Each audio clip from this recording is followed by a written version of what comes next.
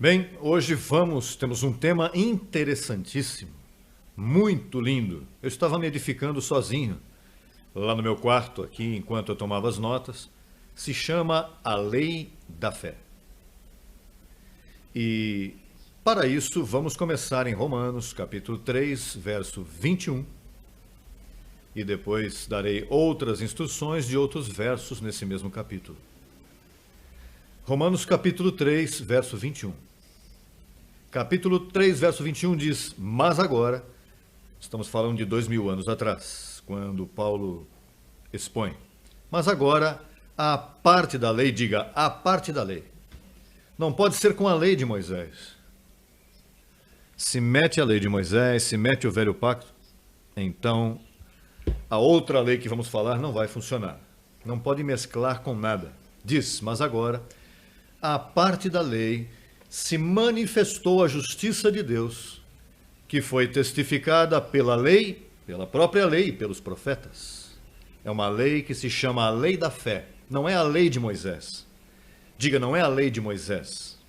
É a lei da fé.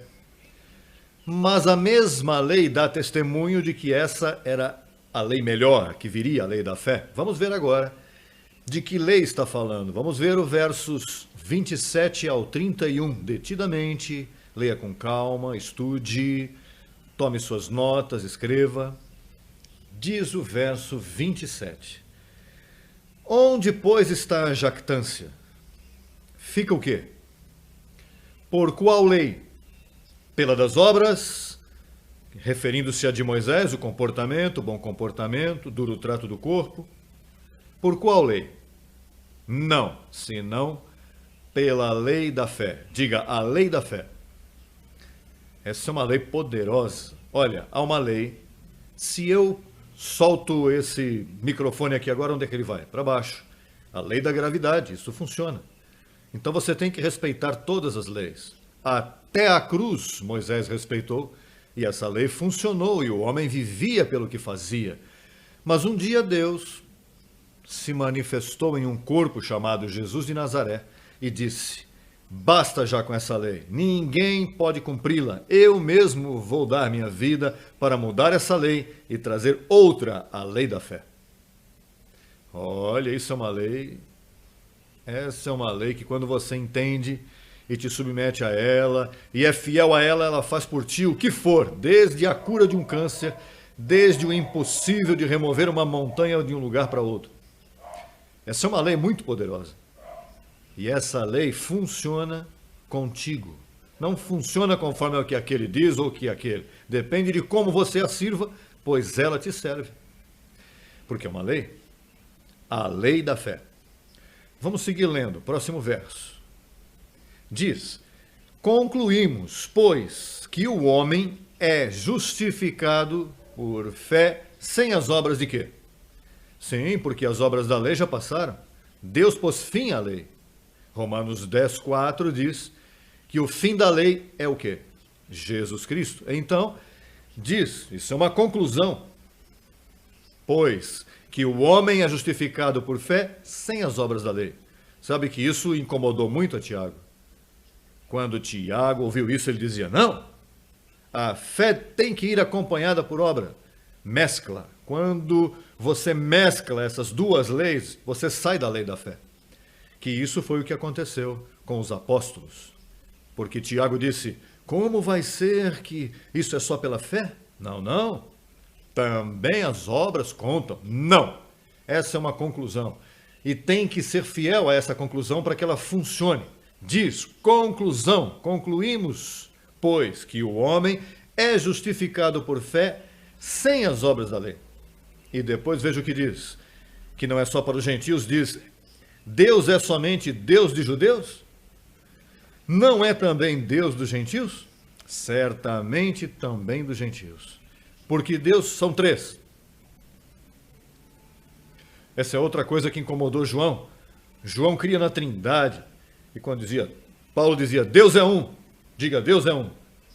Deus é um, e ele justificará pela fé aos da circuncisão e por meio da fé a quem? Aos da incircuncisão.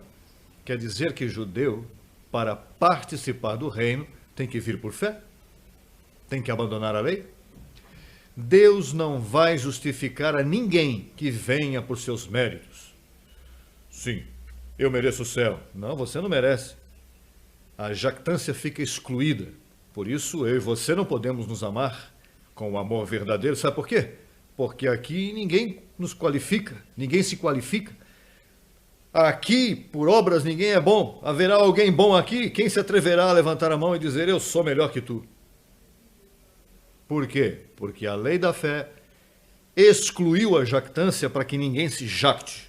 Eu sirvo para o céu, você não. Aqui, se o dom da fé está em ti, você fica justificado. Sabe o que é justificado? Justificado é como uma virgem. Uma virgem é uma jovenzinha que nenhum homem a tocou. Diz que está virgem, pois enquanto teu espírito, quando Deus te justifica, é como se você nunca houvesse feito nada mal em tua vida. A conta está limpa, a conta está totalmente quitada.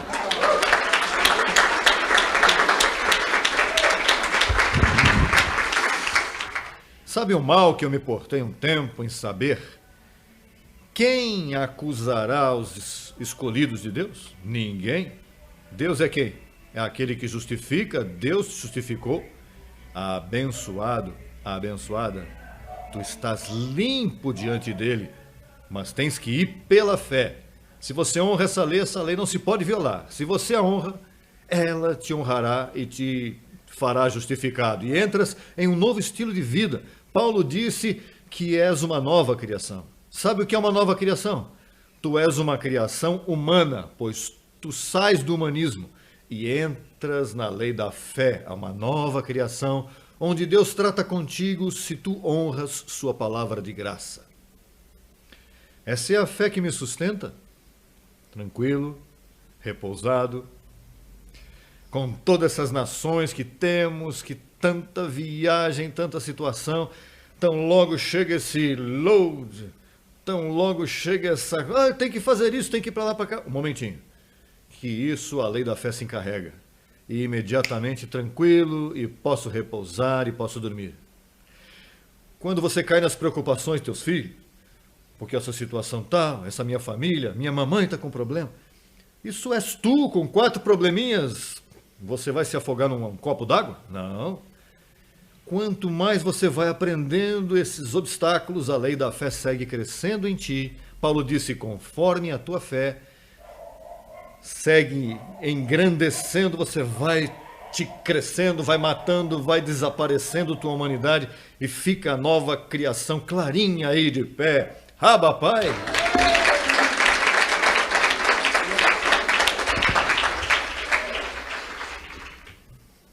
Então, isto é uma ciência. É uma ciência, não uma religião. Quando eu te pergunto de que religião tu és, eu não pertenço a nenhuma religião. Eu pertenço à lei da fé. Eu que conheço é a verdadeira ciência, não a falsa ciência da lei. Essa é uma ciência que entra em tua mente, e quando entra e tu a deixes governar, você começa a experimentar mudanças, você começa a se sentir diferente, você começa a dizer, eu não sei o que está acontecendo comigo, será que as emoções morreram? Será que eu estou como... Quantos têm passado por isso? Verdade que sim, como que... Essa é a ciência da palavra que atua em nossas vidas. Isso não é uma religião onde você escuta mandamentos e fica como uma missa dessa, mesma cantalena. Não, essa é uma ciência que te mantém ativo, te mantém pensando. Isso aqui não há ídolos nem oraçõezinhas, essa é uma lei, digo uma lei. É uma ciência que vem mudar tua vida. Agora veja, isso Paulo pregou naquele tempo. Porque esta ciência foi interrompida há 2000 anos. Danificaram. E você sabe quem danificou? 11 pessoas que caminharam com Jesus. Incrível. Um absurdo quase. Como é que é possível que os 11 apóstolos foram os que danificaram isso? Eles são os culpados de ter danificado o mundo por estorvar esta lei. Por quê? Sucede que quando Cristo morre, termina a lei de Moisés e entra a lei da fé. Então o que acontece? Que as pessoas ficaram olhando a Jesus antes da cruz, e ao olhar a Jesus antes da cruz, pois pensavam em obras, porque ele veio para cumprir a lei. Ele foi judeu, ele vivia por obras. Por isso foi que não foi encontrado pecado nele. Em ti sim que se pode achar pecado. É porque ele ia fabricar a lei da fé, a criou para que não se te ache a ti em pecado. Pois então, como ele a criou, você põe os olhos nele e imediatamente violas a lei da fé. Isso foi o que aconteceu. Então Paulo, que é o último que chega, Deus lhe dá a revelação e Deus começa a explicar a Paulo, o próprio ressuscitado começa a ensinar a Paulo esta ciência, e por isso Paulo escreve em Romanos 7,4 que há que fazer para não violar essa lei. Você não vai querer violar a lei da fé, porque você vai se prejudicar, sabe por quê? Se tu violas a lei da fé, os anjos não te ajudam. Você está sozinho nesse mundo, descuidou de toda a tua salvação. És um zero à esquerda, estás como está os demais, sem esperança, sem Deus nesse mundo, porque já a lei de Moisés já foi tirada. Se você perde a lei, a única coisa que te resta é viver pela fé. O resto pode criar um grande estorvo. Romanos 7,4, veja o que diz. É a missão de Jesus Cristo, homem. Essa é a minha missão mundialmente. Tudo que eu busco é alcançar Romanos 7,4. E essa é a ponte para cruzar da lei para que chegue à lei da fé. Veja o que diz. Assim também vós, meus irmãos, morrestes a quê? A qual lei? A de Moisés? Mas que Deus usou para te colocar morto à lei de Moisés, para te colocar vivo à lei da fé? O que ele usou? O corpo de Cristo. Por quê? Porque ele viveu por lei, ele foi um véu que viveu na lei. Ele teve que sofrer os desprezos, ele teve que viver sem pecado. Sabe o que é viver sem pecado, estando a lei aí em pé? Isso é como se te dissessem, olha, fica em pé. Ai, a lei está em pé. Eu vou dar um tiro, porque não ficou justificado numa salvação. Então, Deus usou esse corpo, Deus se vestiu desse corpo para tirar essa lei. E se tu segues olhando para ele, voltas à lei. Então ele diz: assim também vós, meus irmãos, morrestes à lei de Moisés, mediante o corpo de Cristo, para que sejais de quê? Qual outro? O que ressuscitou, com que propósito? Que possas dar fruto para Deus. Então, a pergunta minha que eu sempre me faço onde quer que eu esteja, onde quer que eu tenha oportunidade, é porque eu vivo com fome disso. Essa é a minha gasolina. Quando eu posso tirar os olhos de alguém, de Jesus de Nazaré, e colocá-lo no ressuscitado, já passou, passei ele para cá, já fiz meu trabalho.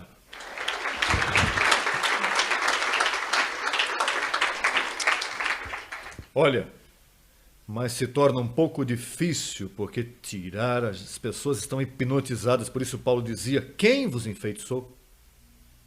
Quem vos enfeitiçou?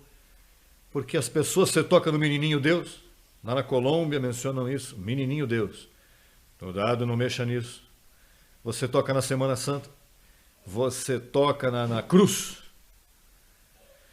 você toca na missa, você toca em qualquer coisa que tenha que ver com Jesus de Nazaré aí mesmo, porque isso representa a Virgem disso, a Virgem de Cobre, a Virgem de Guadalupe, a padroeira. Então você toca nisso. Eles não querem, porque eles querem seguir enredados, porque estão enfeitiçados. Isso é um feitiço que tem ferrado o mundo inteiro.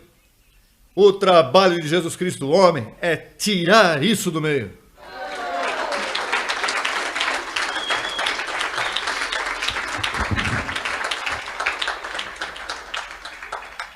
E esse trabalho toca a ti e a mim, com paciência,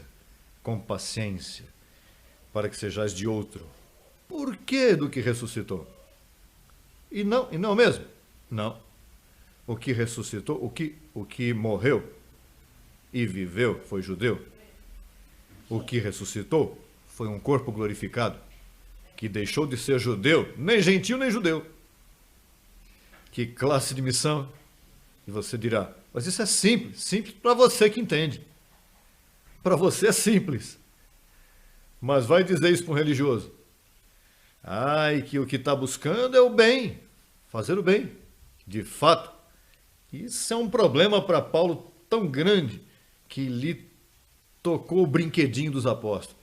Você sabe que tu viver como um homem como Jesus que fazia milagres, que numa certa hora cuspia no chão, fazia um barro ali, saliva com um pouquinho de barro assim, passava no... Vejo! Quem não se namoraria de uma pessoa dessa? Ou que tinha aí 5, 10 mil pessoas ali, 5 mil, então ele disse, me dá uma semente. Tinha um menininho que tem aí um combo, um hamburguinho aí, um combo com papita, e que de momento ele pega esse combo e faz assim, tragam cestas, e de momento todo mundo come e ainda sobra cestas cheias aí. Quem não quer um aparato desse aí do teu lado? Se namora uma pessoa assim, uma pessoa que diz a Pedro, caminha por cima da água aí, o problema é que vai afundar. Uma pessoa que curava leprosos, dizia, seja limpo, e de momento a pele começava. Então as pessoas, imagina, esses 11 apóstolos olhavam, mas esse homem é nosso. E Paulo dizia, não, isso não funciona. Ai, via João e dizia, esse é um anticristo. Aí é que começou o título de anticristo. Então a Paulo chamavam anticristo. Você não vê que Paulo dizia mais? Veja o atrevido que era Paulo. Veja como Paulo era atrevido. Busque, vamos por aí, a primeira carta aos Coríntios, capítulo 11, verso 1, para que você veja como Paulo era atrevido. Tomando nota, a ver se estas coisas são assim. Veja o que disse Paulo. Sede imitadores de Cristo. De quem? Sede imitadores de quem?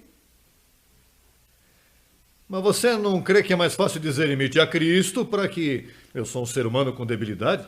Mas ele disse, não, a Cristo não imitem, sabe por quê, é verdade? Porque se imitassem a ele, iriam imitar antes da cruz e caíam em maldição e saíam da lei da fé. Então, Paulo amava tanto a igreja que dizia, não imitem a Cristo, imitem a mim. Porque quando Cristo ressuscitado se apareceu e lhe deu as instruções, disse, sejam imitadores meus, assim como eu sou de Cristo. O problema é que Cristo está falando do que ressuscitou, porque era esse que ele representava. Que ciência, hein? Você sabe que esse é o elo perdido? O dia que o mundo, e vai acontecer, o dia que isso acontecer, todas as nações entrarão em uma glória tão grande, todos os milhões de anjos vão se manifestar. Olha, vão tirar a iniquidade, a ignorância, a enfermidade, vai desaparecer, a pobreza vai desaparecer.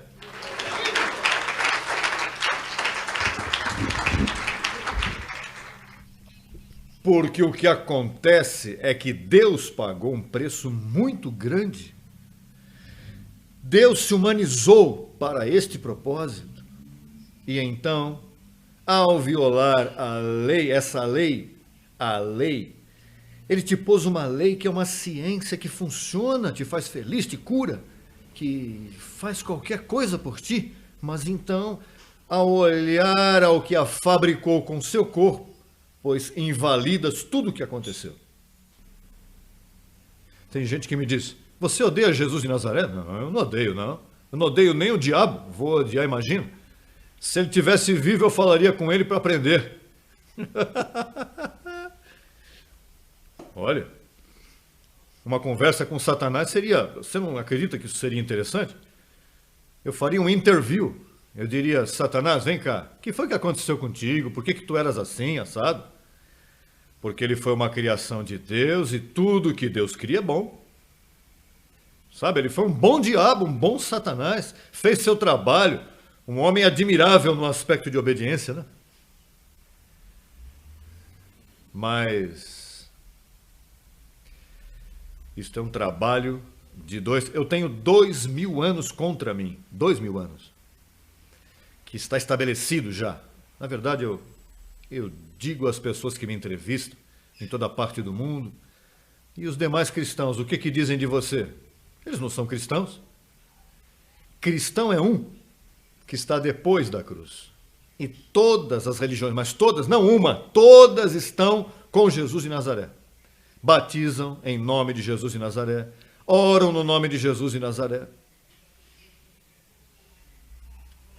É um trabalho forte. Eu não sei como é que você entendeu isso. A verdade é que você tem que ser bem especial para entender isso. Dê um aplauso a ti mesmo.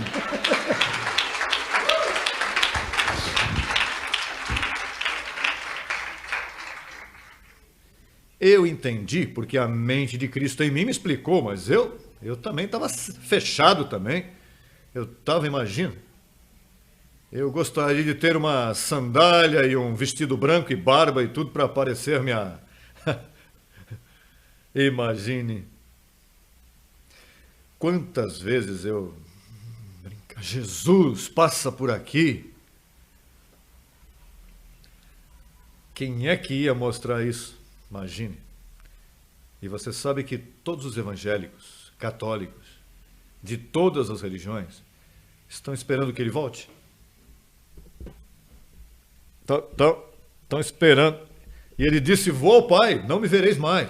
Não, vamos ver você. Não, eu disse que não me verão mais. Mas porque esse corpo jamais você vai ver.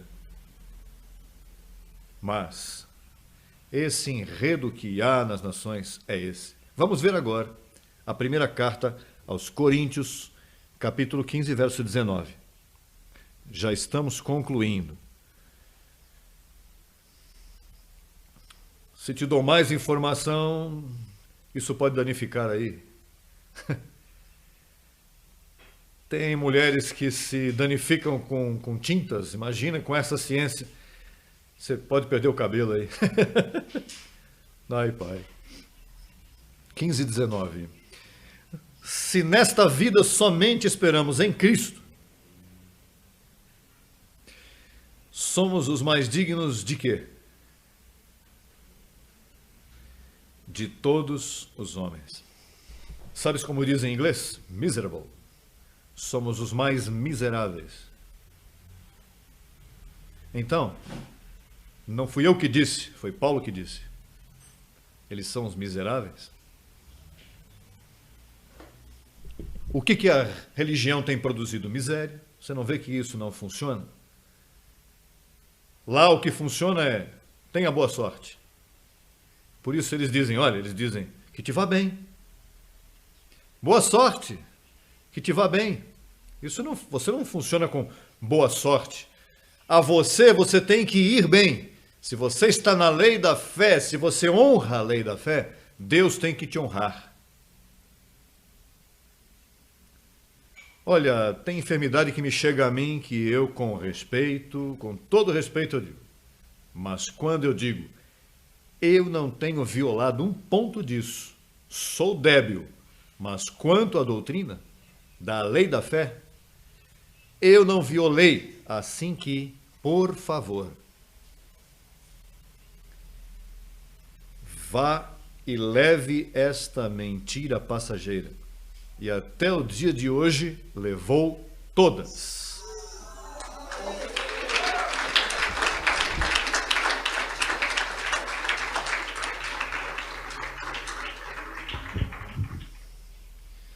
Filipenses capítulo 4, verso 9.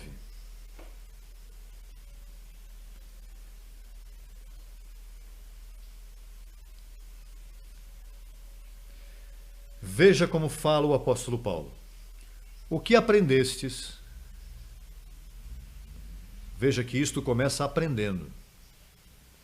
Isso não começa orando por ti, que te tire o temor, que os pelos se te arrepiam. Não, isso não começa assim. Isso começa, olha, tranquilo. Por isso nossas reuniões têm que ser assim, não pode haver fanatismo, nem brincadeiras, nem gritos, porque senão você não aprende. A ideia é aprendendo primeiramente. Veja como diz Paulo, na ordem que ele leva. O que aprendestes e recebestes e ouvistes e vistes em Cristo. Ele não podia utilizar o exemplo de Jesus de Nazaré, senão iam atrás dele. Paulo disse, por isso é que os apóstolos dizem, isso é um anticristo, isso é mau. Você não pode ir com Paulo para nada. Você não vê que parecia um negócio centrista, o que aprendestes de mim, o que vistes em mim? Mas Paulo não fazia isso por questões pessoais. Paulo fazia para evitar que pusessem os olhos antes da cruz. Está me seguindo? Me faço entender? Agora veja o que diz. Isto fazei, e a paz de Deus estará convosco. Não a paz. O Deus que produz a paz estará contigo. Abba, Pai.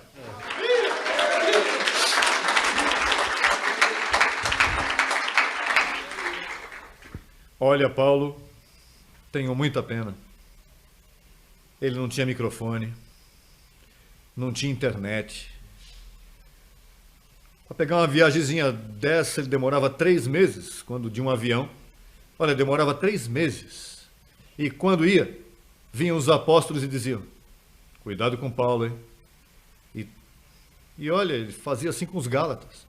Por isso ele escreveu e repreendeu, dizendo, quem vos enfeitiçou para não obedecerdes à verdade? Vamos ver agora a primeira carta aos Coríntios, capítulo 2, verso 1 e 2. Assim que, irmãos, quando fui a vós para vos anunciar o testemunho de Deus, não fui com excelência de palavras ou de sabedoria, pois me propus não saber entre vós coisa alguma senão a Jesus Cristo. O que está dando a entender a você? Depois. Me propus apresentar a vocês o testemunho de Jesus Cristo, mas depois da cruz, não antes da cruz. Qual é o problema que eu tenho mundialmente com todos os líderes? Eles estão antes da cruz. E eu e você? Estamos depois da cruz, demos um saltinho. Você já pertence. Você tem que estar bem louco para estar... Não, eu sigo com Jesus de Nazaré. Você tem que estar bem mal da cabeça. Você tem que estar bem danificado. Você tem que estar bem contaminado. E depois de uma explicação dessa, você me dizer, você está mal, eu sigo com o meu Cristo da Galileia. Você tem que estar bem mal, bem mal. Você está...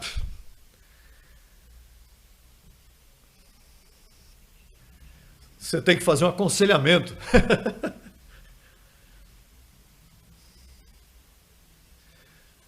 Por isso que nós fazemos isso mundialmente. Apóstolo, então, se você alcança isso, você muda o mundo? Me diga uma coisa, você mudou? Então, o que te faz pensar que os demais não podem mudar? O que aconteceu contigo? O que você experimentou? Você experimentou uma paz? O medo foi embora de você? Se te foi o temor? Você dorme tranquilo? Tens limpa consciência para com Deus? Olha, esse é um indivíduo que foi salvo da morte. Salvá-lo da morte. A pessoa pode ter todo o dinheiro que tiver, tudo as propriedades que tiver e de momento ele tem medo do inferno, sonho com uma serpente dessas e o dinheiro foi embora, ou entrou em drogas ou alguma coisa, bota, vai gastar.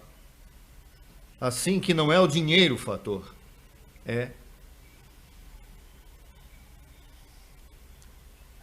isso que está aqui. Se isso está danificado, você está danificado. Ainda que seja boa gente, tenha um bom sobrenome, tenha a educação que tiver, se você não conserta isso, você não serve. Por isso, quando vem uma catástrofe mundial, quando vem um terremoto, ou acontecem essas coisas e morrem 15, 20 mil, 30 mil pessoas, pessoas dizem, onde está Papai Deus? E Papai Deus está dizendo, onde estão essas mentes podres que eu não tive oportunidade de salvá-las? É melhor tratar com vocês que estão no Espírito. Ou então mando eles para a nuvem, José Luiz explica, e eles são obrigados a escutar.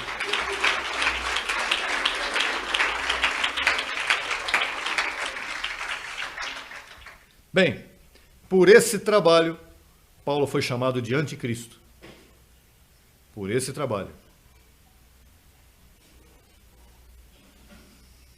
Anticristo. A igreja pensa que é algo futuro. João disse, 2000 anos atrás, já está entre vós o anticristo. E estava falando de Paulo, porque Paulo dividia Jesus de Nazaré do ressuscitado. E então, como eu estou seguindo o padrão do Evangelho de Paulo, então esse título me cai a mim também.